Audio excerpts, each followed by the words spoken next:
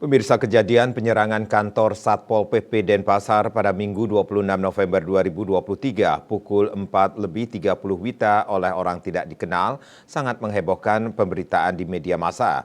Saat diadakan penyidikan dari pihak kepolisian, oknum yang tertangkap menyampaikan ada keterlibatan oknum TNI. Kejadian penyerangan kantor Satpol PP Denpasar pada Minggu 26 November 2023 pukul 04.30 WITA oleh orang tidak dikenal sangat menghebohkan pemberitaan di media massa.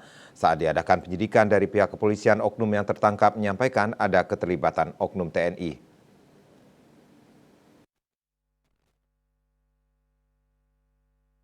Pangdam 9 Udayana Majen TNI Harvendi SIPMSC saat dihubungi awak media menyampaikan keterlibatan pihak TNI masih didalami oleh staf Intel Kodam 9 Udayana dan jika terbukti ada keterlibatan oknum anggota TNI, Pangdam menegaskan akan memprosesnya sesuai hukum yang berlaku.